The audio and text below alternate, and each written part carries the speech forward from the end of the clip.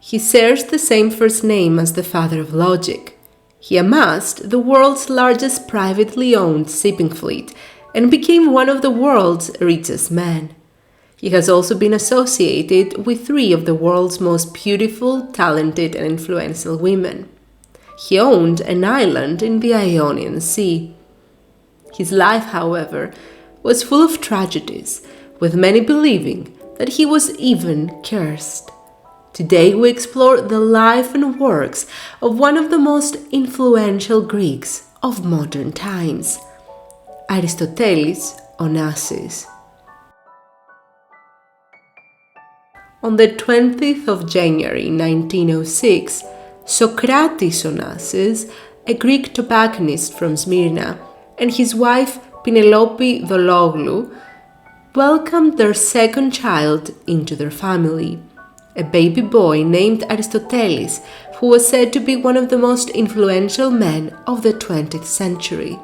Their lives, however, were about to be struck by misfortune before Aristoteles reached adulthood.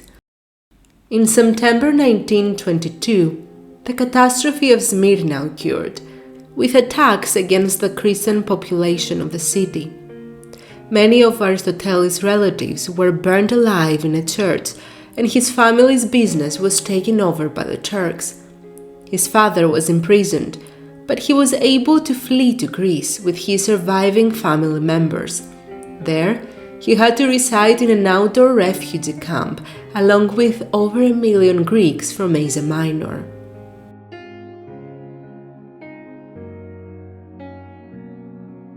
A year later, with a few dollars in his pocket, Aristotle Onassis arrived to Argentina on a Nansen passport for refugees. He got his first job as a telephone operator and followed his studies in commerce and port duty administration. In the meantime, his father, who was now released, and his uncle had founded a tobacco export business in Piraeus, the port of Athens. That is when Aristoteles saw an immense opportunity to import tobacco from the Near East to Argentina. Was much lighter than the one produced in Latin America. This variety would become very popular among women, the market segment he chose for his first business. Women had already started smoking by that time, with the cigarette being a symbol of female liberation at that time. As a result, his female-focused tobacco business became a great success, and he amassed a great fortune in less than 10 years. In 1932, Socrates Onassis died, and Aristoteles sought new opportunities in maritime shipping. He started by purchasing two vessels, Onassis Penelope and Onassis Socrates, that eventually grew to a fleet of over 50 ships. His company was known as Olympic Maritime, and his fleet as Olympic Fleet. Since his family did not have any history in the field, Aristoteles felt that he had to prove himself by taking risks. After observing the rising demand for oil, he became the first Greek to use tankers. His ability to observe such trends, his ambition and willingness to take risks helped him become a great success in just a few decades. Another benefactor was of course the tax exemption of ship owners in Greece. With all this in mind, Aristotle Onassis had amassed his first $1 million before the age of 25. Although Onassis was very well liked by the public, he did find himself in scandals.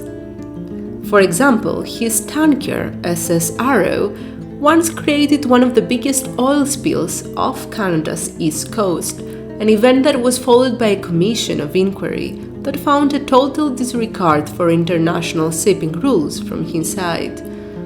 Moreover, in the 1950s, Onassis profited from whaling off the west coast of South America. During that time, there were accusations that his crew would kill baby whales at alarming rates and that his vessels would often reach the coast of Peru without permission. In 1968, Aristotle Onassis was criticized once again due to the so-called Project Omega, an investment program with the assistance of the Greek military junta that was established during that period. Apart from his shipping fleet, Onassis is also known for his airline, Olympic Airways. It all started in 1956, when the Greek government allowed the privatization of its struggling airlines.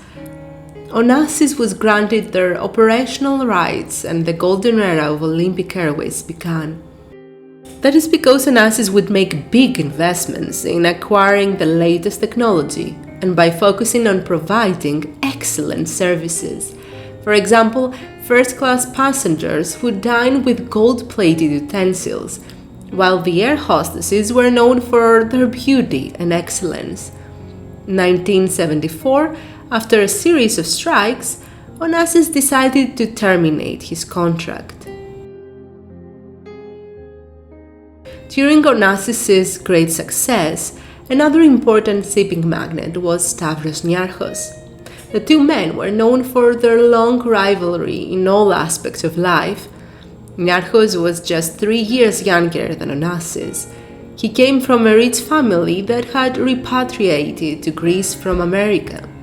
Things got complicated once the two men married two sisters. Their marriages did not last long, and Naros later married the other sister, Onassis' ex-wife, as well.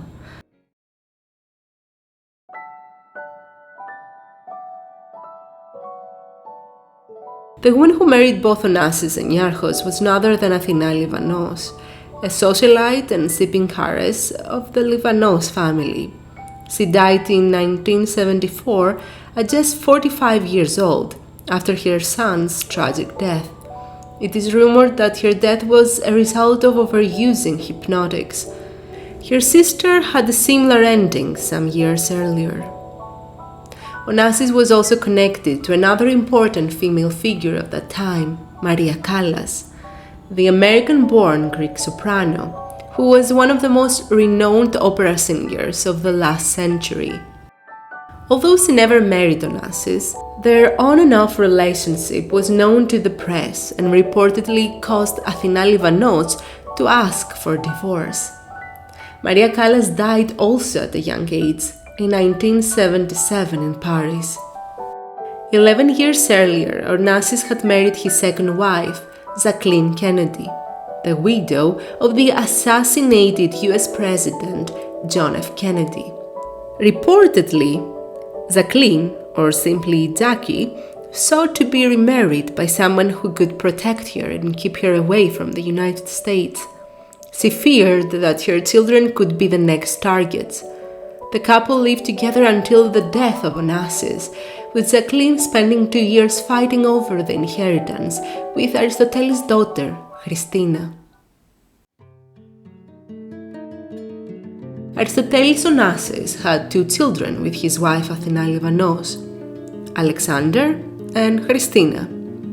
The son was known for being the attractive, sporty president of Olympic Aviation, a regional Greek subsidiary of Olympic Airways. Alexander was a licensed pilot who loved flying in the skies.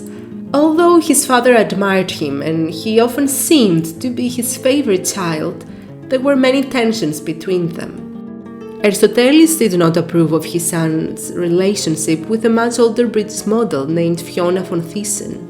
Similarly, Alexander did not approve of his father's affairs that destroyed his family, nor his decision to marry Jacqueline Kennedy. The young man ended up dying extremely young, at the age of 24, after his personal airplane crashed at the old International Airport of Athens. After an investigation, it was discovered that faulty controls had been fitted to his plane. Although a $1 million reward was announced for anyone who could prove who was behind what appeared to be an assassination, the mystery remains unsolved. Onassis believed that the CIA and the leader of the military junta were behind the death of his beloved son. He did not live long to continue investigating.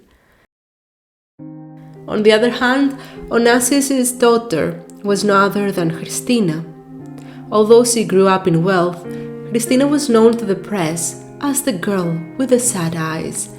Spanish musician Joaquin Sabina had even dedicated a song to her called Pobre Cristina, Poor Christina.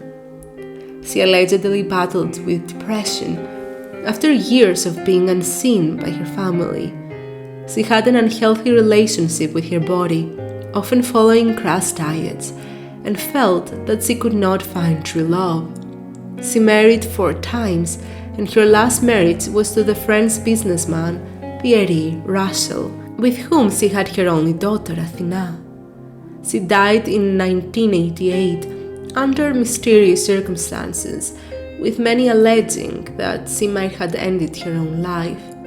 A couple of years prior, she had divorced Russell after she found out that he had fathered a child with a Swedish model. It is clear that as bright and luxurious as the life of Aristotle Onassis was, tragedy hit his family countless times. He died from respiratory failure on March 15, 1975, at the age of 69 in Paris.